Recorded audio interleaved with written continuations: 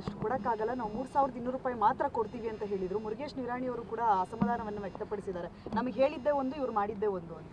ಏನಿಲ್ಲ, ಅವ್ರು ಎದುರುಗಡೆನೇ ಹೇಳಿರೋದು ಒಂದು, ಮಾಡಿರೋದು ಒಂದಲ್ಲ. ಅವ್ರು ಹೇಳಿದ್ದೀನಿ.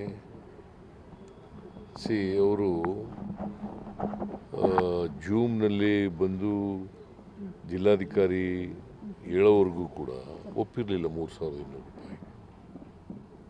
ಜಿಲ್ಲಾಧಿಕಾರಿ ಬಂದು ಹೇಳಿದ ಮೇಲೆ ಒಪ್ಕೊಂಡ್ರು. ನಾನು ಭಾಳ ಸ್ಪಷ್ಟವಾಗಿ ಹೇಳಿದ್ದೀನಿ, 50 ರೂಪಾಯಿನ ಫ್ಯಾಕ್ಟ್ರಿಯವ್ರು ಕೊಡಬೇಕು, ಸರ್ಕಾರ 50 ರೂಪಾಯಿ ಕೊಡ್ತದೆ. ಡಿ ಸಿ ಏನು ಹೇಳಿದ್ದಾನೆ, 10.25ಕ್ಕೆ 3100 ರೂಪಾಯಿ ಪ್ಲಸ್ 100 ರೂಪಾಯಿ. ಈಗ ನಾವು ನಿನ್ನೆ ತೀರ್ಮಾನ ಮಾಡಿರೋದು 100 ರೂಪಾಯಿ ಮೇಲೆ 10.25 ರಿಕವರಿ ಇದ್ದರೆ 11.25 ರಿಕವರಿ ಇದ್ದರೆ 3200 ಪ್ಲಸ್ 100. ಡಿ ಸಿ 3200 ಹೇಳಿದ್ರು, ಬೆಳಗಾವಿ ಡಿ ಸಿ. ಅದ್ರ ಮೇಲೆ 100 ರೂಪಾಯಿ ಅಂದರೆ 3300 ರೂಪಾಯಿ.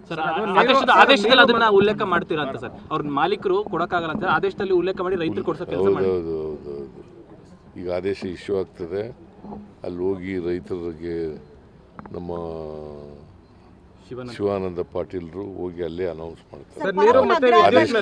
ನೀರು ಮತ್ತೆ ವಿದ್ಯುತ್ ಮೇಲೆ ರಿಯಾಯಿತಿ ಕೊಟ್ಟರೆ ಮಾತ್ರ, ತೆರಿಗೆ ಕಡಿಮೆ ಮಾಡಿದ್ರೆ ಮಾತ್ರ ನಾವು ಸರ್ಕಾರದ ಆದೇಶ ಅದಕ್ಕೆ ಮೀಟಿಂಗ್ ಮಾಡ್ತೀನಿ ಅಂತ ಹೇಳಿದ್ದೀನಿ. ನಿಮ್ದೇ ಜಾಸ್ತಿ ಆಗ್ಬಿಟ್ಟದ್ರಿ. ನೀವು ಯಾರ ಪರ ನೀವು ಹೇಳೋದು? ರೈತರ ಪರನ ಯಾರ ಪರ ನೀವು? ರೈತರ ಪರನೇ ಸರ್. ಶುಗರ್ ಫ್ಯಾಕ್ಟ್ರಿ ಪರ ಇದ್ದ ಕಾಣಿಸುತ್ತೆ ನೀನು, ಶುಗರ್ ಫ್ಯಾಕ್ಟ್ರಿ ಪರ ಇದ್ದ ಕಾಣಿಸುತ್ತೆ ನೀನು. ನೋಡಪ್ಪ, ಅದಕ್ಕೆ ಏನಂತ ಹೇಳಿದ್ದೀನಿ,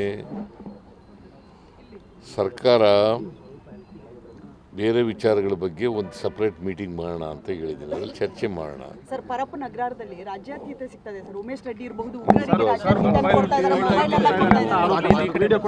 ವಿಡಿಯೋ ವೈರಲ್ ಆಗಿದೆ ಸರ್. ಪರಪ್ಪನ